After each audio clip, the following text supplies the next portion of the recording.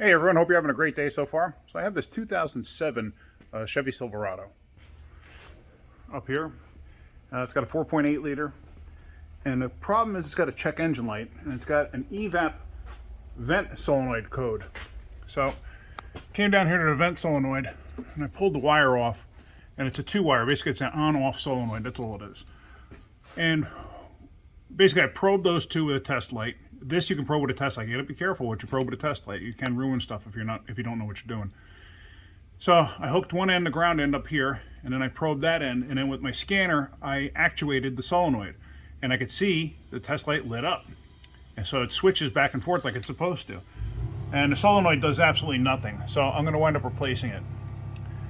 Now I got the new one already, so to get this connector off here, now the new solenoid, just so you know, doesn't come with these hoses. As you can see, these hoses are fit onto there like that. I'm going to wind up having to put a little heat to this to get that off. So on this end, on that style connector, you press in on the bottom. I already dislodged this before. So you press in on the bottom, and then that pops out like that. And then on this end, the easy way to do this, because sometimes people struggle to actually get the pieces off, get a screwdriver, you stick in there, and you just bend that tab out enough. And before you put the new one on, you want to bend the tab back in. And then, just like that, you drop your phone. So anyway, you wiggle that off and the thing comes out. So now, I'm going to get this end off first. I'm going to have to add a little heat to it, maybe with a lighter or something. Now I hope you guys realize I'm actually kidding when I say a lighter, because you're dealing with fuel vapors. You don't want to use a lighter. Anything with heat actually is kind of difficult to work with. So I'm going to probably just use a heat gun to heat that up a little bit. Alright, so there we go. With a little bit of heat added to that from a heat gun, and I moved it to this side of the cross member just to get away from the actual gas tank a little more. Just, a little more protection. Because even a heat gun, it's got, red hot elements inside. I just never want to take a chance. So just like that, it did slide right out. Used a little bit of effort, but it came right out. No big deal. Alright, so now with the solenoid in hand, I'm going to heat this up to try to get this off, but then I was just looking. I don't know if you could see it. There are some small cracks in this. I'm just curious if it's going to be good enough. There's a bigger one right there. I don't know if I can focus in on that.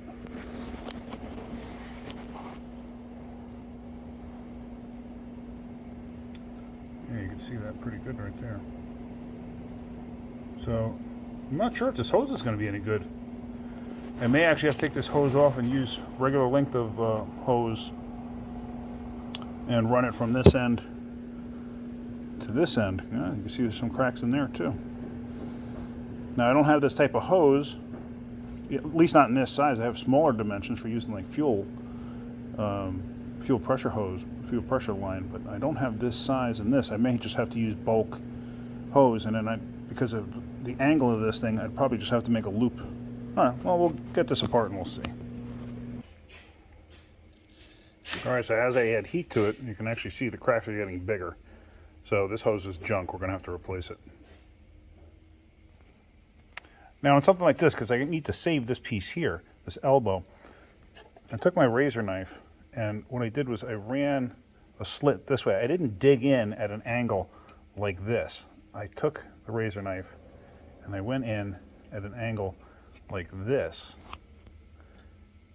and lightly scored it and kept scoring it until it finally split. Because the last thing I want to do is I don't want to put a gouge in that elbow, because that's a source of that could be a leak source, and I just do not want to do that. All right, so the new one's in place, and as you see, I ran a separate hose over here. It is a tight fit. It looks like there's a gap there, but there really isn't in between the two of those. So it's a good fit. And the reason that I had to run a hose like that is because I couldn't get 90s. I would have had to get 90s because there's no way to warp this thing over into an S shape. So what I also did was I bent the bracket here, and if you remember, the thing is supposed to sit like at this angle, like basically straight with the frame rail. So I bent it that way because I was able to stick the other hose that comes from the filter over to that end, the breather portion of it. So now that thing sits pretty good. I'm very happy with the way that's sitting. So now I got to change the filter that's on the breather, and that comes all the way over here and sits just above the transmission. So now basically same thing. I'm going to heat the end of this up, just switch the filter and hang that up in place there. All right, so there's the new filter. I'm going to go stick this back up in place. It was very easy to change. It just had to, this type of hose is very thin and it moves very easy. It's very flexible. So I was able to put a little pressure into that, and I was able to get that one apart, no issues. So now I got to tuck that back up in place up here.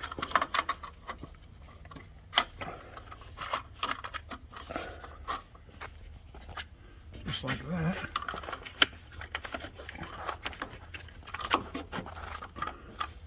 And that's how it sits. Oh, not a big deal. So now I know for a fact that that's going to straighten out my problem. All right, so the next step is going to be clearing the codes and handing it back to the customer. So if you're getting anything out of my videos, if you could, hit the like button. If you could, please subscribe. Want to share my videos, go right ahead. So that should be it for today. Have a great day and keep wrenching.